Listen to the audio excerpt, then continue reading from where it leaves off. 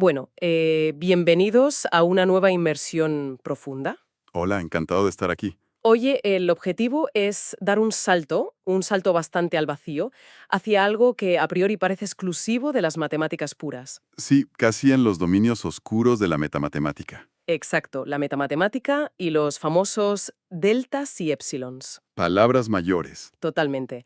Vamos a explorar los espacios métricos y las intrigantes nociones de bolas abiertas y bolas cerradas dentro del análisis matemático. que suena muy abstracto, pero Sí, pero tenemos sobre la mesa una pila enorme de textos académicos y apuntes universitarios brutalmente interesantes. como los de Ignacio L. Ibarren y Pedro José Herrero Piñeiro. Eso es. Además de fragmentos históricos fascinantes sobre los orígenes del cálculo, así que la misión de hoy es clara. Traducir todo este lenguaje abstracto a imágenes visuales. Imágenes visuales, cotidianas y tangibles, para quienes buscan comprender la realidad a través de múltiples perspectivas. Esto es un atajo intelectual absoluto. Y creo que, lo más importante que debemos dejar claro desde el primer minuto es que no estamos aquí para recitar fórmulas de un libro de texto. Para nada. Sabiendo que la métrica define la geometría de nuestro entorno, lo fascinante de revisar estos textos es cómo deconstruyen conceptos básicos. Nos obligan a pensar fuera de la caja, utilizando la lógica matemática y la teoría de conjuntos. Efectivamente.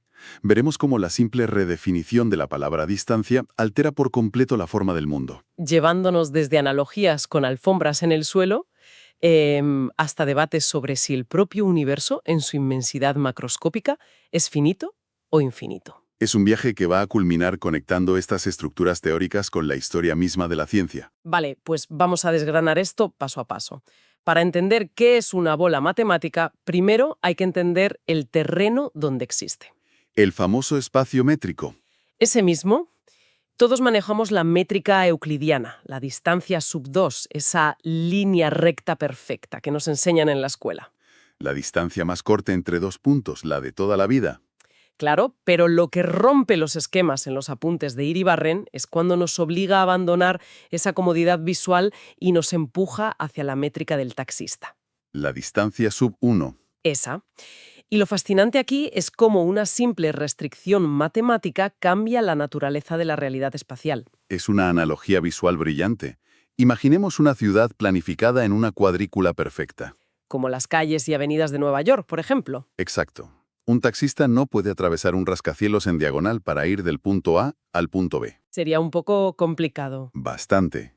Está obligado a moverse en ángulos rectos. Matemáticamente la distancia ya no es la hipotenusa de un triángulo. Sino la suma estricta de los desplazamientos verticales y horizontales. El valor absoluto de la diferencia en las coordenadas X más el valor absoluto de la diferencia en las coordenadas Y. O sea, las diagonales sencillamente dejan de existir como trayecto viable. Desaparecen por completo del mapa. Y luego los textos lanzan la métrica del máximo, la distancia subinfinito. Ah, sí, donde la distancia entre dos puntos la determina única y exclusivamente el trayecto más largo en una sola de las coordenadas. Ignorando por completo la otra. Es como si en un viaje solo importara el tramo más largo y el resto del recorrido fuera matemáticamente irrelevante. Choca un poco, la verdad. Bastante. Pero aquí es donde la mente empieza a dar vueltas. Si alteramos la regla de medir, las formas geométricas mutan. Y ese es el punto de inflexión de esta teoría.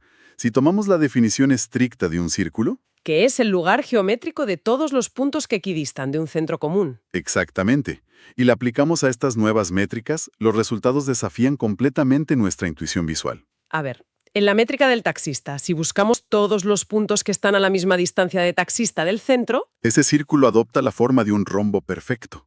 Un cuadrado girado 45 grados. espera, a ver si lo entiendo. Bajo las reglas del taxista, un cuadrado inclinado es perfectamente redondo. Topológicamente hablando, sí, cumple la definición de círculo a la perfección. ¡Qué locura! Y se vuelve más extremo con la métrica del máximo. En ese espacio, el círculo geométrico resultante es un cuadrado exacto, alineado con los ejes. O sea, los conceptos de redondo y cuadrado dejan de ser verdades absolutas del universo físico. Se convierten en meras consecuencias de la herramienta de medición que hayamos decidido utilizar. Es un baño de humildad para nuestra percepción espacial, la verdad, y aquí es donde se pone realmente interesante, porque esto nos lleva directamente al concepto central de las bolas matemáticas. Que es el núcleo de nuestro análisis de hoy. Ya hemos alterado nuestra percepción geométrica del espacio, así que hablemos de los ladrillos que lo componen. Los textos detallan la diferencia entre bolas abiertas, bolas cerradas y esferas. Empecemos por la bola abierta. Geométricamente, en una recta numérica unidimensional, es un intervalo abierto, Digamos entre -1 y 1. pero sin incluir jamás al -1 ni al 1. La distancia de los puntos al centro es estrictamente menor que el radio. Esa distinción de estrictamente menor parece un capricho de notación, pero es la piedra angular del análisis matemático. Contrasta de forma radical con la bola cerrada. Claro, la bola cerrada agrupa el conjunto de puntos cuya distancia es menor o igual al radio. Al introducir el igual, la bola cerrada se apropia de su límite exterior. Y para separar ambos conceptos, los apuntes definen la esfera de forma aislada. No es un objeto macizo, ¿verdad? No, es únicamente el borde, los puntos cuya distancia es exactamente igual al radio. Para visualizar esto sin volvernos locos con ecuaciones, los apuntes de Herrero Piñeiro rescatan una metáfora fantástica. La analogía de la cáscara. Es una herramienta pedagógica excepcional. Cualquier conjunto matemático en un espacio métrico puede imaginarse contenido dentro de una cáscara que actúa como su frontera infranqueable. Lo que está resguardado dentro de esa cáscara es el interior. Si el conjunto no incluye absolutamente nada de su cáscara, es un conjunto abierto. Es pura pulpa. En cambio, si el conjunto incluye toda la cáscara protectora, se clasifica como cerrado. Llevando esa analogía a algo más mundano, imaginemos una alfombra circular en el suelo del salón. Me gusta esa imagen. Si esa alfombra representa una bola cerrada, incluye hasta el último hilo de su borde trenzado. Puedes pisar el límite exacto donde termina la alfombra y empieza el suelo. Pero si esa misma alfombra es una bola abierta matemática, carece de ese hilo final. Te puedes acercar infinitamente al borde, hilar cada vez más fino, pero jamás llegarás a pisar un límite exterior que pertenezca a la alfombra. Es un concepto muy resbaladizo.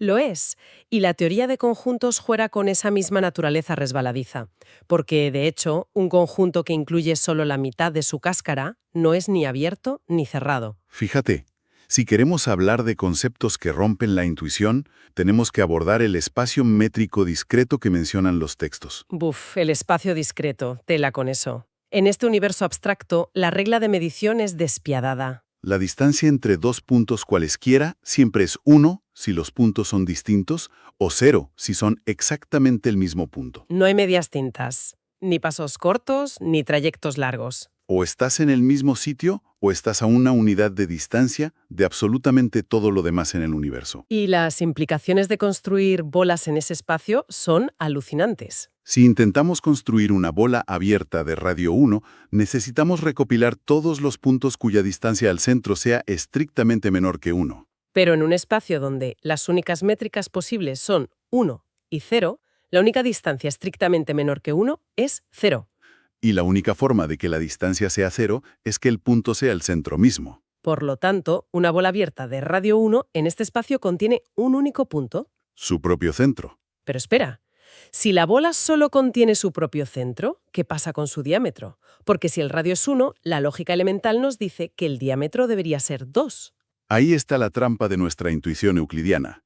El diámetro de un conjunto se define matemáticamente como la máxima distancia posible entre dos puntos dentro de ese conjunto. Claro, y como nuestra bola abierta solo contiene un punto, la distancia de ese punto a sí mismo es 0. Así que tenemos una bola abierta de radio 1, cuyo diámetro es mágicamente 0. Es como un agujero negro matemático, una singularidad donde la expansión se detiene antes incluso de empezar. Y es precisamente este nivel de rareza el que nos sirve de trampolín para el siguiente nivel lógico que abordan las fuentes. El salto hacia la topología. Porque llega un punto en el que a los matemáticos dejan de importarles las distancias exactas y rígidas. Y deciden centrarse única y exclusivamente en la continuidad. Pasamos de la tiranía de la medición a la libertad de la deformación. Herrero Piñeiro introduce aquí la famosa metáfora de la superficie de goma. Imaginemos que el espacio deja de ser un plano rígido y se convierte en una lámina de goma infinitamente elástica. La topología te da permiso para agarrar esa goma, estirarla, encorvarla, comprimirla y retorcerla en todas las dimensiones imaginables. Las únicas dos reglas inquebrantables son: no puedes romper la goma y no puedes fusionar partes que estaban separadas. Todo esto conforma lo que llamamos transformaciones continuas. Los textos. Dibujas un cuadrado en esa lámina de goma y trazas una línea por el medio. Separándolo en la región A y la región B. A partir de ahí puedes darle la goma a alguien para que la estire y la retuerza hasta que el cuadrado parezca un espagueti deforme. Pero, por muy caótica que sea la deformación, las regiones A y B seguirán divididas por esa frontera. Nunca podrán fusionarse en una sola región a menos que alguien rompa la goma de forma violenta y discontinua. Exacto. La esencia de la topología es estudiar las propiedades que sobreviven al caos de la deformación. Y es interesante cómo los textos vinculan esto con manifestaciones casi artísticas. Mencionan la banda de Mobius dibujada en un mural de la calle Národni en Praga. La obra muestra tanques y excavadoras militares recorriendo esa famosa superficie topológica de una sola cara. Es una crítica visual brutal que utiliza la topología para mostrar un bucle infinito. Un recorrido sin fin donde el interior y el exterior pierden su significado tridimensional. Esa imagen de los tanques atrapados en una sola cara de la realidad es potentísima. Pero, bajando esto de nuevo a nuestro análisis de bolas abiertas simétricas, ¿cómo se conectan exactamente las bolas de las que hablábamos con este universo de goma elástica? Se conectan porque las bolas abiertas son los ladrillos fundacionales de la topología. Son las herramientas que nos permiten determinar si un punto está verdaderamente en el interior de un conjunto. Pero más importante aún, los textos subrayan la propiedad de Hausdorff. Esta propiedad es un salvavidas lógico en medio de la deformación elástica. Nos garantiza que, sin importar cuánto estiremos o comprimamos el espacio, si tenemos dos puntos distintos, siempre podremos encerrar cada uno en su propia bola abierta de manera que esas bolas jamás se toquen. O sea, asegura que las cosas no se amalgaman perdiendo su identidad fundamental. Siempre puedes aislar un punto del otro, por microscópica que sea la distancia. Mantiene la individualidad frente a la continuidad extrema. Evita que el espacio topológico colapse en una sopa indistinguible de puntos superpuestos. Entonces, recapitulando un poco, ¿qué significa todo esto? Hemos analizado métricas donde los círculos son rombos Bolas abiertas con diámetro cero. y láminas de goma elástica donde las fronteras son sagradas. Los apuntes aterrizan toda esta abstracción introduciendo el concepto de compacidad.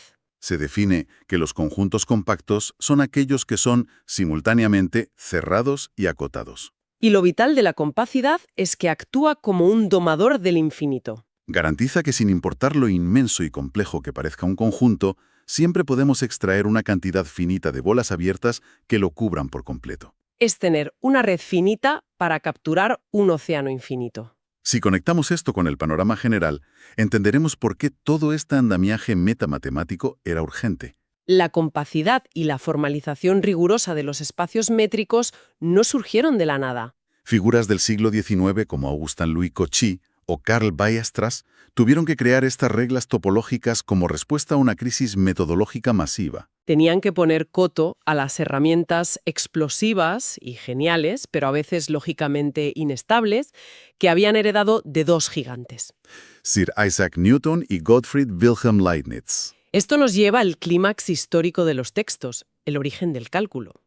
Imaginar el siglo XVII es imaginar un caos de métodos aislados. Un truco para calcular el área de una curva geométrica por aquí, otro método totalmente distinto para encontrar una tangente por allá. Lo que hicieron Newton y Leibniz, trabajando de forma paralela e independiente, fue unificar toda esa jungla de problemas aislados bajo dos conceptos titánicos. La integral y la derivada. Y no solo eso, sino que descubrieron el teorema fundamental del cálculo, que demuestra que la integración y la derivación son operaciones inversas. Pero lo realmente revelador en la documentación es contrastar sus enfoques. Leibniz abordó este descubrimiento desde una visión casi mística y filosófica. Consideraba las matemáticas como un álgebra del pensamiento humano. Su obsesión era crear un lenguaje simbólico tan perfecto, una notación tan intuitiva, que el cálculo fluyera de forma casi automática. La elegante S alargada que usamos hoy para las integrales o la notación diferencial son testamentos de la brillantez estructurada de Leibniz. Mientras Leibniz creaba el lenguaje del universo, Newton lo usaba a martillazos para desentrañar la mecánica de la realidad. En su monumental Principia Mathematica de 1687, Newton no se quedó en la abstracción. Usó este nuevo cálculo para derivar matemáticamente las leyes del movimiento orbital que Johannes Kepler solo había logrado intuir observando el cielo. Explicó la gravedad, analizó la trayectoria de la Luna en el vacío, predijo las mareas e incluso dedujo que la Tierra debía estar achatada en los polos. Convirtió un cosmos aterrador e incomprensible en un sistema de engranajes predecible y armonioso. Y sin embargo, a pesar de haber escrito el código fuente de la física moderna, a pesar de ser idolatrado casi como un dios en su época, La cita que recogen los textos sobre los últimos días de Newton es desarmante. Muestra una humildad que choca con la rigidez matemática inicial. cito textualmente: «No sé cómo puedo ser visto por el mundo, pero a mí me parece haber sido solamente como un niño que juega al borde del mar y que se divierte al encontrar de vez en cuando una piedra más pulida o una concha más bonita de lo normal, mientras que el gran océano de la verdad yace ante mí completamente desconocido». Esa confesión final lo cambia todo. Hemos hecho un viaje tremendo con el material de hoy. Empezamos alterando las reglas de medición con la métrica del taxista en una ciudad imaginaria, descubriendo que la geometría es solo un punto de vista. Pasamos a diseccionar cáscaras de esferas y a jugar con bolas abiertas en espacios discretos donde el diámetro se desvanece. Hemos estirado el espacio topológico sin romper la identidad de sus puntos, gracias a Hausdorff, domando el infinito con la compacidad. Y de repente toda esa abstracción densa nos deposita en la orilla de ese océano de Newton. Nos recuerda que estas herramientas tan complejas no son verdades absolutas, sino simples conchas pulidas que utilizamos para dar un mínimo de sentido estructural al enorme caos del universo. Esto plantea una pregunta importante, y creo que es el cierre perfecto para nuestra charla, retomando la idea del macrocosmos y el microcosmos. Adelante con ello. Durante todo este análisis, ha quedado claro que la forma de la realidad depende única y exclusivamente de la métrica matemática que decidimos aplicarle. Históricamente, y por puro instinto de supervivencia evolutiva, hemos asumido que vivimos en un mundo gobernado por la métrica euclidiana. Asumimos que el universo es infinito, continuo y predecible. Pero claro, si las matemáticas nos dan vía libre para cambiar la métrica, ¿qué pasa con el mundo real? Exacto. ¿Qué ocurriría si, en las escalas más extremas de la realidad, a nivel subatómico cuántico o en las vastas distancias intergalácticas, el universo no opera con esa geometría euclidiana clásica? Es fascinante considerar si nuestro propio universo es, en términos topológicos, una gigantesca bola abierta en constante expansión o una bola cerrada y finita con un límite definitivo. Más aún, ¿y si a ciertas escalas la realidad física está gobernada por una geometría análoga a la métrica discreta? Un universo donde el concepto de lejanía es una ilusión macroscópica y a un nivel cuántico fundamental, todo elemento del cosmos está infinitamente distante y a la vez a un único y repentino paso de separación. Queda la invitación para quienes nos escuchan a darle una vuelta a esto. Mirar el espacio vacío de la habitación, observar la alfombra, las paredes y preguntarse, despojados de la intuición humana, ¿de qué material está verdaderamente hecha la distancia? Ahí lo dejamos. Gracias por acompañarnos en este análisis detallado y hasta la próxima.